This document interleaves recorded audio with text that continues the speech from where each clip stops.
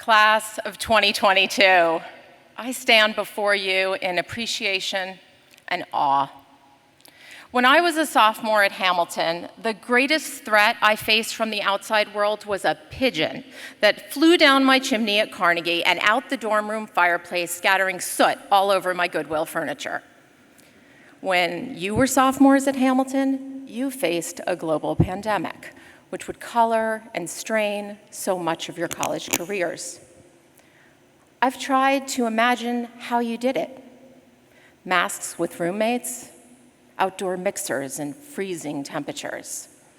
Intramural sports played 6 feet apart. When I was here, I fell in love with a class on Eastern Asian theology. I don't know how that material would have resonated if I was sitting in my parents' basement listening to the lectures on Zoom. Your resilience, the way you refuse to be denied your Hamilton experience, is an inspiration. When my class received our diplomas 32 years ago, they came with a typo, so we were supposed to send them back. I kept mine. I framed it. I thought the typo was funny and more than a little symbolic. Hamilton, after all, teaches us to embrace imperfections. No class has overcome as many of them as yours. Scrolling through Twitter, you see rising inflation, rising temperatures associated with climate change, gun violence, hate crime, war in Ukraine. The good news? You are uniquely wired to navigate whatever the world throws your way. The past 3 years are the ultimate proof. On this day in 1990, when I was sitting where you are, I had no job.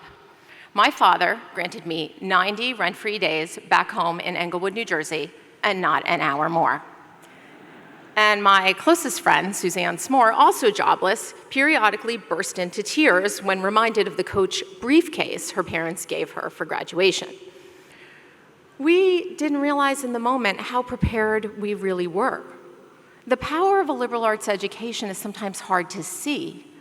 What in God's name can you do with that degree in sociology, literature, anthropology?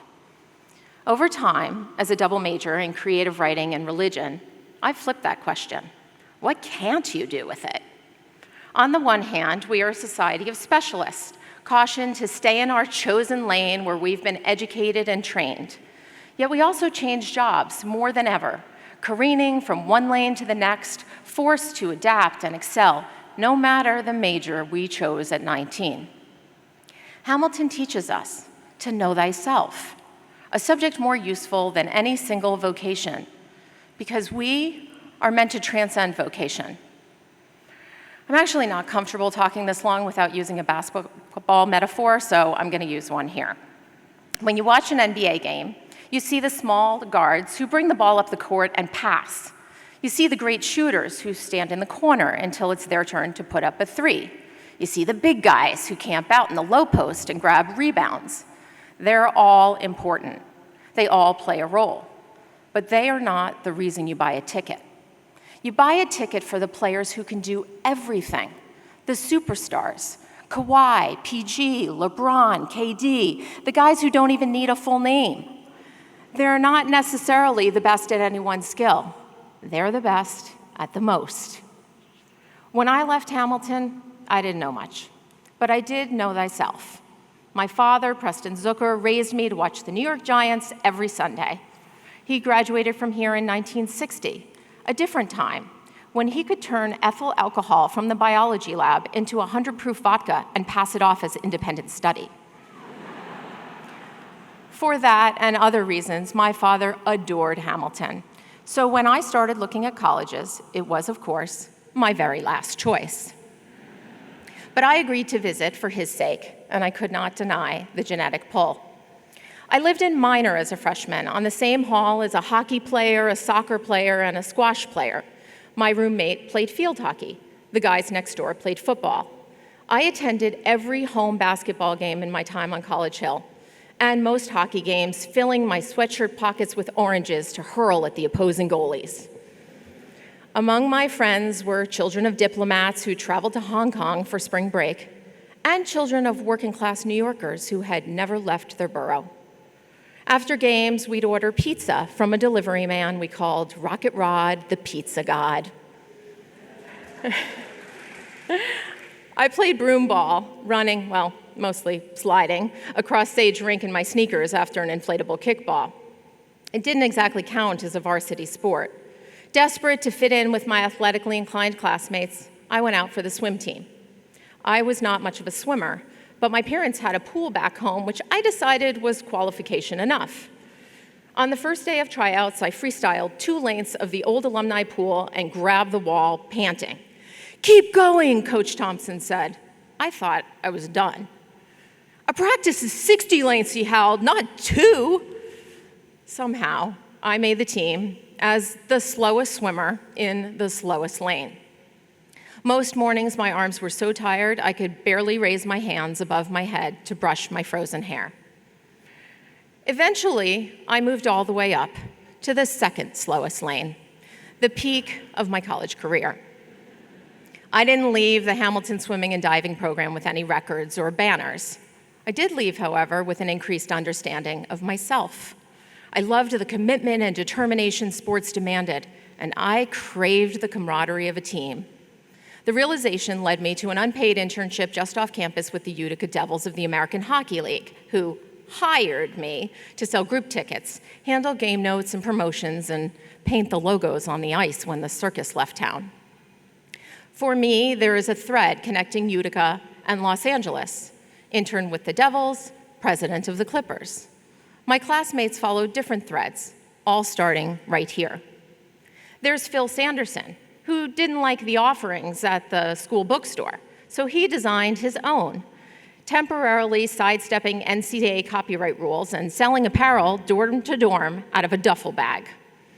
He now supports others' entrepreneurial spirits, founding Griffin Gaming Partners, the largest gaming venture fund in the world.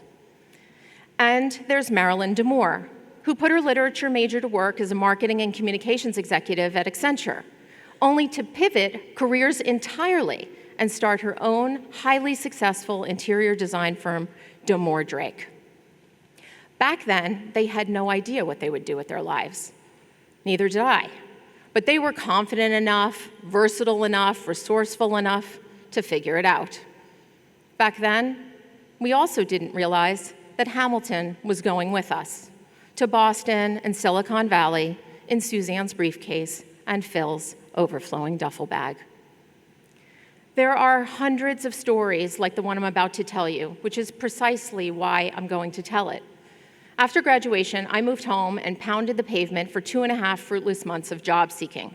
I was discouraged. I was scared. Thumbing through the Hamilton registry for the 20th time, I found a sliver of salvation. The president of CBS Sports was Neil Pilson, an alum. I wrote a letter asking to pick his brain. My timing was terrible. Neil was in the middle of negotiating NFL broadcast rights, but his assistant responded and asked for my fax number. I gave her the line at my dad's office. Neil sent a list of 5 sports PR agencies.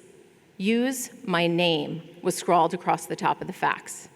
There were no sweeter words for a 21-year-old to hear. Use my name. The second agency on the list hired me, just as my father's oh-so-generous rental agreement ran out. I enjoyed PR, but I missed Utica. Well, I missed the kinship of minor league sports. In 1990, Barry Bonds was named Major League Baseball's most valuable player, and a woman named Leanne Pillai was named MLB's Female Executive of the Year. A maverick in her own right and the general manager of the Class A High Desert Mavericks of the California League, Leanne hired me to run the team's concessions. The Mavericks played in the tumbleweeds of the Mojave Desert, and when I first pulled up to the tiny cinder block ballpark on Highway 395 after our cross-country drive, my stepmother turned to me and said, "I hope you didn't just ruin your life." For a harrowing 24 hours, I wrestled with the thought. Then, I got to work. As we prepared for opening day, the Pepsi truck showed up to drop off bags in the box. For those of you who don't brew copious amounts of soda in your spare time, you take a bag of syrup, attach it to a water source and a carbon dioxide source, and watch the magic get made. The bags weighed 40 pounds apiece. The temperature in Adelanto, California was 118 degrees. The driver asked, "Where's the guy who unloads the truck?" I looked around. "I'm the guy who unloads the truck." Turns out there's not a lot you can't accomplish with sheer determination, and in this case, a handcart. High Desert was my first stop in minor league baseball, Durham my last. Peter Anlian, general manager of the iconic Durham Bulls, was an innovator whose spontaneous, profound leadership advice is now legendary to anyone who visits my office. He prepared me for a future beyond the Bush Leagues. I moved from baseball to NASCAR, where I spent the next 15 years under the tutelage of yet another unselfish life guide, Lisa Kennedy. In 2005, I became the first female president of a major motorsports venue, a role that set me up for the one I enjoy now, and an accomplishment I share with all these mentors, stretching from Hamilton to High Desert, Durham to Daytona. The people you choose to surround you matter. Friends, partners, bosses. Mine have pushed me, caught me, taught me. Today, as president of the Clippers, I work for Steve Ballmer. He has earned the moniker best owner in professional sports. He's also one of the best minds in modern business and philanthropy. He challenges, he questions, he cajoles, but mostly he cares deeply. He compels us to think critically, imagine boldly, and to remember that when we think we've arrived, we are only getting started on the next destination. Currently, that place is Intuit Dome, the new home of the Clippers rising from the ground in the flight path of LAX. The building will assuredly change the skyline of a city, but if we get the vision right, it will also forever change the expectations of sports fans and music lovers. In the moments when the task is so daunting that doubt creeps in, I think of this place, how it prepared me, how it prepares all of us to handle the bizarre, bold, and unpredictable bounces life takes. I have fond memories of all my teams, but none stays with you like the Hamilton Continentals.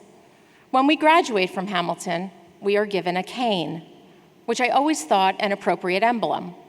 Hamilton is there when you need something to lean on, and more accurately, someone. For me, it was Neil Pilson. For my father, it was Walter Hess. Dr. Hess was my dad's biology professor and medical school advisor, renowned for his powers of persuasion, if not his oversight of the lab's ethyl alcohol supply. Whenever his students were denied entry to the medical school of their choice, Dr. Hess would personally call that school's lead admissions officer, lodge his protest, and make his case. He vouched for his students. He fought for his students. In 32 years, the legend went, he never failed to place a Hamilton pre-med in medical school. I don't know if Dr. Hess was the reason my dad was admitted to Columbia, but I'm pretty sure it wasn't his independent study that did the trick. My father became a pediatric gastroenterologist, helping develop medical protocols for the treatment of adolescents with eating disorders. He led in his field, and he led in our home. My sisters followed him to careers in medicine. My stepbrother, Morgan Lee, followed him to Hamilton. Morgan graduated from here in 1992 before becoming a journalist. Being here with them and you is a tremendous privilege. Thank you, President Whitman, Board of Trustees, faculty, and staff for this opportunity, and congratulations, class of 22, on this milestone, hard-earned and richly deserved. I will leave you with a quick story about Snipe. One evening over dinner at Commons, some Hamilton boys approached me and my 3 girlfriends. It was the first day of snipe season, they announced, and they wanted to know if we'd go hunting with them. It was pre-Google. So they explained that we'd need to wait until dark before heading out to Root Glen. Armed with hockey sticks and baseball bats, we'd bang on tree trunks, then watch the creatures tumble from the branches. I helped my friends get dressed, supplying them with helmets in case the snipe fell on their heads, and pillowcases to scoop up the critters if they scurried away. Unfortunately, we didn't snag any snipe that night, because of course, there's no such thing as snipe. The boys were playing an elaborate prank inspired by an episode of Cheers, a popular TV show at the time. Since I'd seen the show, I went along with it. My girlfriends, imagining lovable little Ewoks landing in their arms, were devastated and mortified. They thought I embarrassed them. In fact, I admired them. The excitement and optimism in their eyes as they boldly charged into the Glen and assailed those trees. I hope our class would have attacked the last 3 years as you did, undaunted and undeterred, laughing and learning in the face of harsh reality. Take that sniping spirit with you as you step beyond Harding Road, confronted by new and different challenges. Take Hamilton with you, the whole roster. Suzanne Smore and Phil Sanderson, Marilyn DeMoore and Morgan Lee, Preston and Gillian Zucker. And when you need it, because at some point we all need it, use your cane. Use our name.